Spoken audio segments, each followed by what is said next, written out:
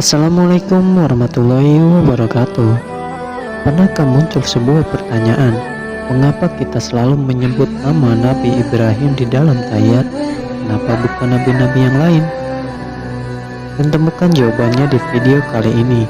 Sebelum lanjut, alangkah baiknya kita klik tombol subscribe, dukung channel ini agar semakin bermanfaat bagi kaum muslimin.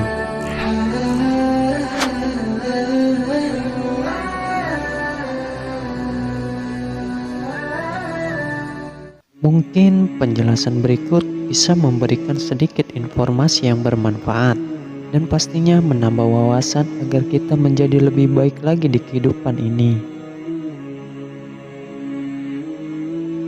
Dalam bacaan tayat terdapat kalimat yang berbunyi, Kama sholli ta'ala Ibrahim wa ala ali syedina Ibrahim, kama barok ta'ala Ibrahim wa ala alihi Ibrahim.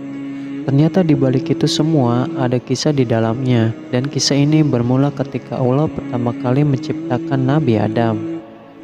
Setelah Allah menciptakan manusia pertama yaitu Adam alaihissalam, kalimat pertama yang dipimpin oleh Nabi Adam adalah kalimat syahadat yang berbunyi La ilaha illallah Muhammadur Rasulullah.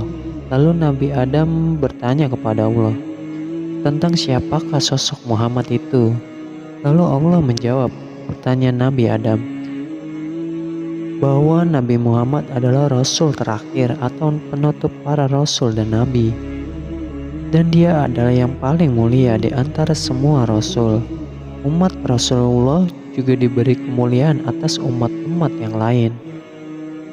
Dikisahkan bahwa Nabi Adam alaihissalam pernah berkata, sesungguhnya Allah memberi tempat macam kemuliaan pada umat Nabi Muhammad SAW yang tidak diberikan kepadaku.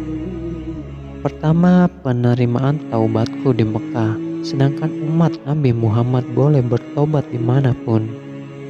Yang kedua, aku berpakaian ketika melakukan dosa, kemudian Allah menjadikanku telanjang bulat, sedangkan umat Nabi Muhammad tetap diberi pakaian meski mereka durhaka kepada Allah dalam keadaan telanjang.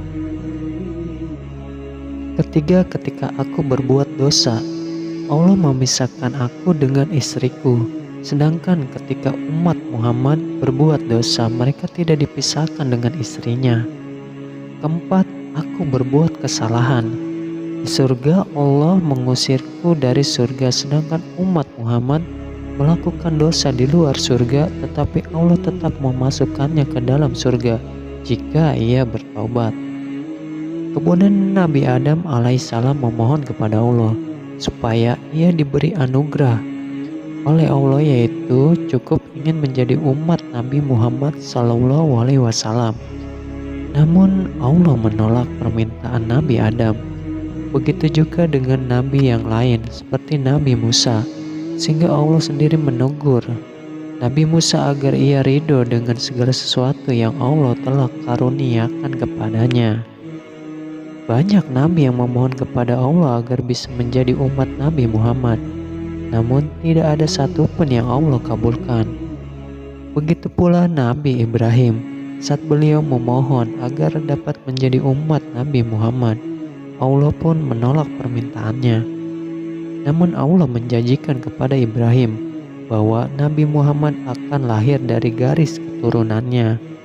Selain itu, Nabi Ibrahim juga akan selalu disebut-sebut oleh Rasulullah dan umatnya setiap saat.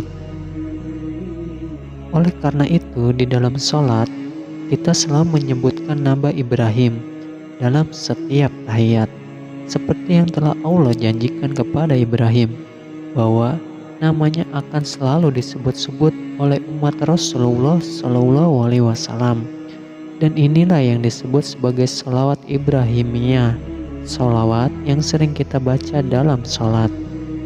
Masya Allah, sungguh baik apabila kita merinding ketika kita mengetahui banyak nabi yang lain yang ingin menjadi umat Rasulullah SAW. Dan betapa beruntungnya kita yang telah termasuk ke dalam salah satunya tanpa harus meminta ataupun memohon kepada Allah. Sehingga sangatlah bijak apabila hal ini semakin menambah keimanan kita kepada Allah dan lebih mencintai Rasul Nabi Muhammad Sallallahu Alaihi Wasallam. Wallahu a'lam bishawab.